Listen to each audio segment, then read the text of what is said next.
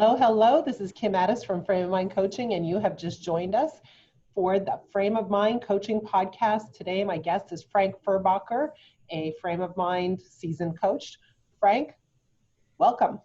Thank you very much, Kim. Pleasure to be back. So this is round 2 for us. I'm really excited to have you. I always love talking to you. I think our conversations are fantastic.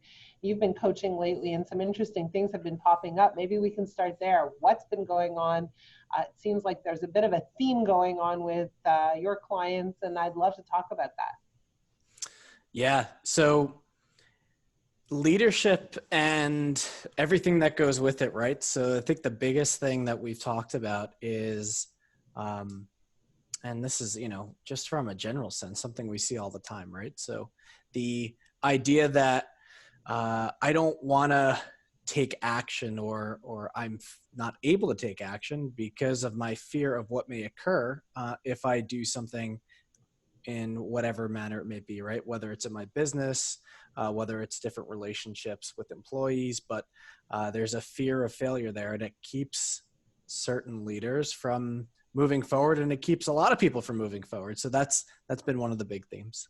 Yeah, for sure. I mean, on a professional level, it's hard to fail because it's such a public thing, right?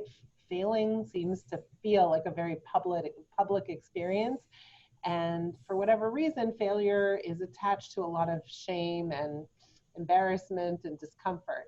I mean, for me personally, I was married once, I got divorced, and I was really uncomfortable or not so confident about moving forward in a second marriage because I thought, hey, I failed the first time. How do I know I'm going to succeed the second time? Like, I thought I was doing the right thing the first time. Like, what makes me know this time, right? And so, past failures is a whole other issue where if you failed in the past, it somehow erodes your self-confidence. It somehow undermines your feelings of security, self-confidence, ability to move forward. And so there's two things at play, right? One where you've never failed and you're afraid to fail and you're fearing the public repercussion of that failure. And the second thing where you failed in the past and then you're just unsure about whether or not you could ever make a right mistake, a right decision, or if the next move will correct your past mistakes. Right. And I felt the same way years ago, right? When I was going through my breakup, I was like, well, if I do this, then that means this was a failed thing in my life, right? And that kind of keeps people staying together sometimes because they're afraid of the repercussions of, well, what does it mean if this doesn't work out? And right. I think it also goes to a different point too of, like what is a failure, right? So if I had planned this morning to leave the house at 7 a.m., but I didn't wake up until 7:15, is that now a failure for me? Like where does that lay? And so as you and I have discussed multiple times, right? The idea of failure is just a matter of how am I perceiving these circumstances that I'm in? And we don't realize that it's up to us to decide and really figure out what a failure is and what it isn't. And I think that's one of the main things that we've talked about as well is, well, who is this that's judging you, right? Based on the outcome that may come about. What is good enough for you? What isn't? But also, who is it that's going to ultimately decide if this was a failure or not? And what's the worst that could happen, right? So fine. Tell me what failure looks like. Let's go through that. So it's a very good question. So who determines failure, and does failure actually exist, right? Like, so failure is a construct. Failure is an idea that we assign when we have a certain expectation that doesn't get met. Yeah, it's up to us, right? It's up to us. So it's very interesting because, it's an interesting topic that I'm dealing with quite a lot right now with my clients as well. But even as I look back on my own life personally, I look back a year ago and I think, okay, here are the things I wanted to achieve. I've achieved some of them, but I haven't achieved all of them. In fact, maybe I've even regressed on some of them. So then I ask myself, hey, have I failed? What's stopping me from achieving this particular goal, or what's getting in the way? What's really happening here? Is it a commitment issue? Is it an inability? Is it a distraction? Like, what's going on, right? And so as we talk about this whole idea of failure, I really want to talk about two things. I want to talk about how people perceive failure and what they can do with it. And the other thing is what prevents people from taking action in order to reach a goal in the first place. What's the thing that's really stopping them? What's getting in their way? And there could also be one more thing, which is, Yeah. I don't even want to set goals because I don't want to have to be even put in that position of I may not hit them. That's right. So actually, let's start with that, because this morning I had two young women who were in my office interviewing me.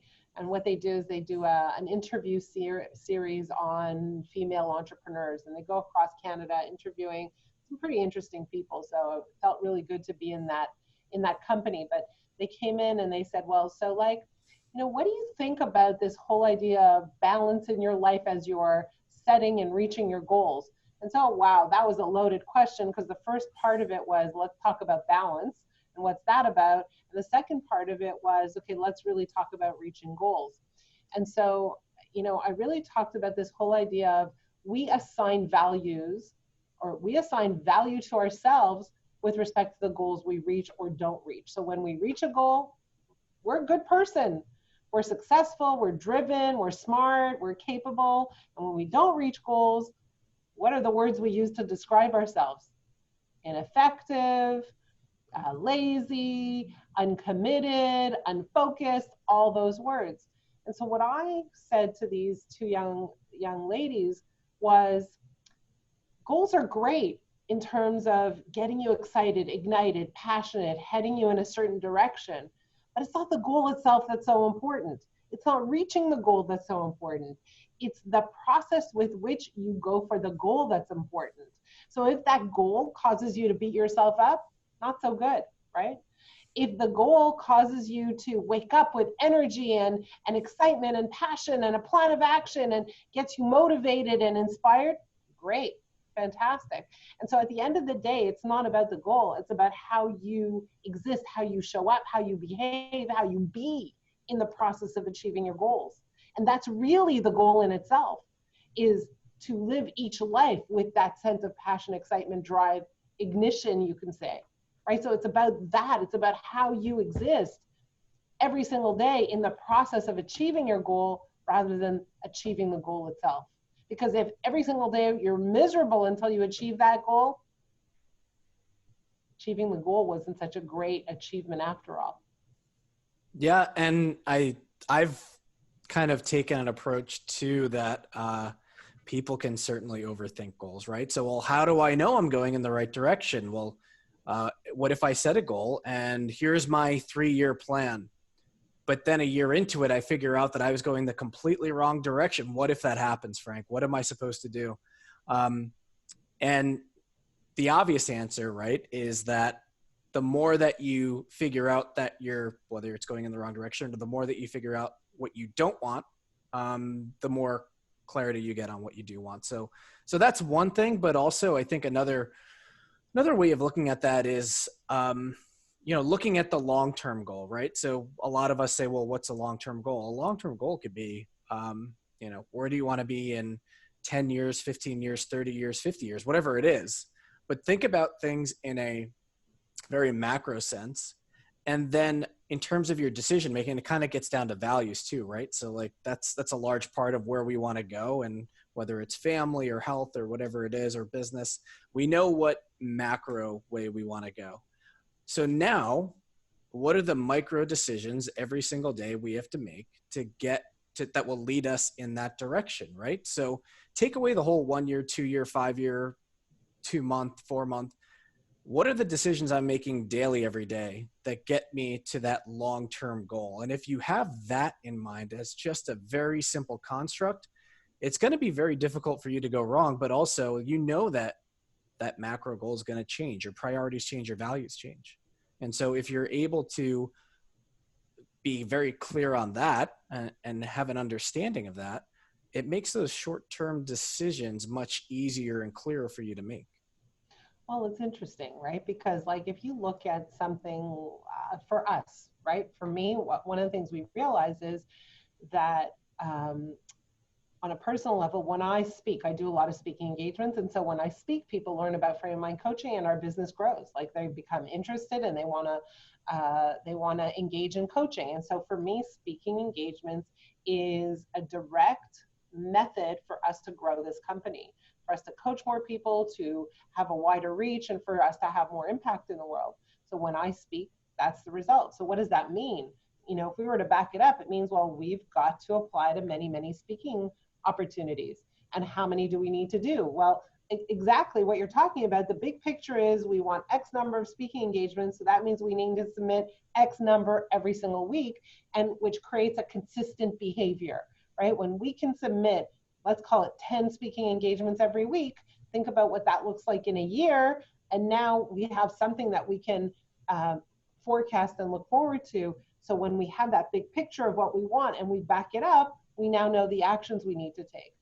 But there's something else that comes into play. So let's say what I want is, I want to lose 50 pounds. So I know that every single day I need to take certain actions. I need to drink water, I need to exercise, I need to keep my mental state well, in a good place. I need to journal. For me, that's an important component. And I need to basically stay away from the stuff that doesn't align with weight loss. But now, you know what? My birthday's coming up. Or, you know what? I'm going to Orlando and I'm seeing a friend I haven't seen for 30 years. Should we eat? Right? And so now you're confronted with micro challenges that throw you off course, possibly. So the question is, how do you stay on course when you're injected with things? And those things, like I'm talking about weight loss, but it could be anyone. Person who's irritated. Like my macro goal could be, I want to live peacefully, I want to have a good view of the world, but I have someone who's irritating me all day long every day. Right? So how do I deal with that? How do I overcome that? How do I stay on my path? How do I continue my journey and take the daily actions that lead to my macro goal? Yeah, I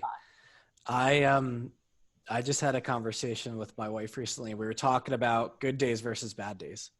And I was telling her that when I was much younger, like, you know, teenager, even earlier, I used to have this idea that if something bad happened to me, like, for example, if I raised my hand in class and I got an answer wrong and I felt embarrassed about getting it wrong, automatically I would label that day as a bad day in my life. Yeah. And this was just consciously in my mind, I was doing this on a regular basis. And if I, during recess, won the game that we were playing that day, I had a good day. And everything in my life was based around this roller coaster ride of, did I have a good day or a bad day? And then at some point, probably through coaching and through many years of experience, I got to understand that one single thing will not dictate whether or not you had a good day or not, right? So that was something that over time I started to realize, and people today will, like, I know adults who honestly believe that, right? So how was your day today? It was terrible because this one thing happened to me, because one person said something or one thing didn't go right. And so as you go through and you understand and you look at these experiences, or something happens to you, what I've learned is that it is up to us and up to yourself, and no one else can do it for you. It's just, how do you recognize that and pivot from there and say, okay, this happened, I'm going to let it go and I'm going to move forward. If I had a cheat meal and it ruined my diet for the quote unquote week, how do you then say, well, that was one meal. My diet is not going to be made or broken off of one single meal or one single day.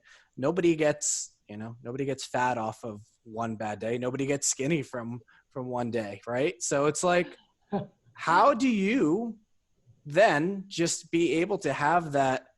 I don't even want to call it self-control, because it's not even self-control. It's just the ideology of one single thing is a speck of dust in the grand scheme of things. Well, what you're saying is, don't use that one single thing as your reason to completely go into a downward spiral and mess everything up, right? Mm-hmm. Like that's really what you're saying.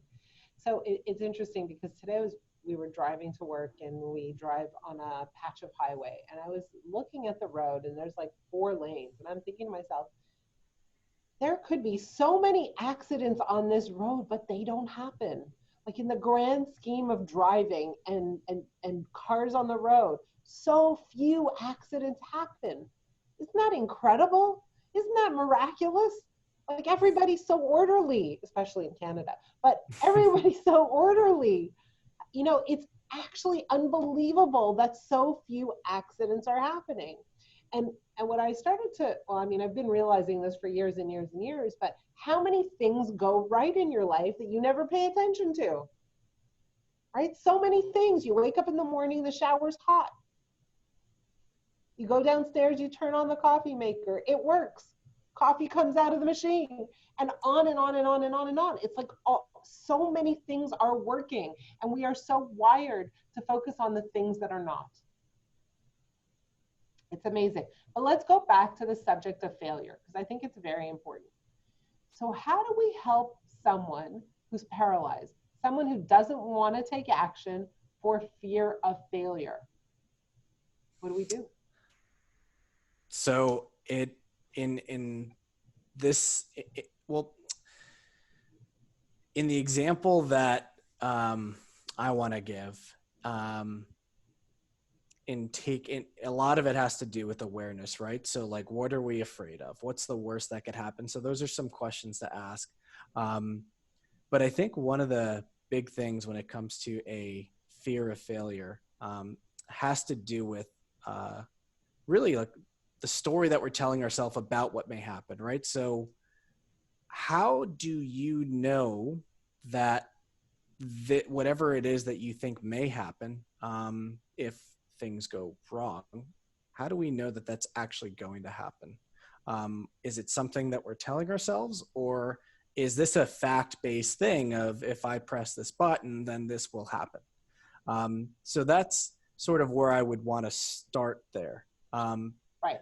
But also, in other words, a lot of times the failure we fear is invented. Like we fear something going terribly, horribly, awfully wrong, but chances are that's not going to happen. Correct. That's a starting point. Okay. Yeah. What if I'm still paralyzed? So when I'm thinking to myself, right, like I really want to do something, or I want a certain outcome, but I'm afraid of what may occur, what may happen. You know, I have the tools, right, to be able to say, okay, well, let me check my story. Let me see if this is a story I'm inventing or not.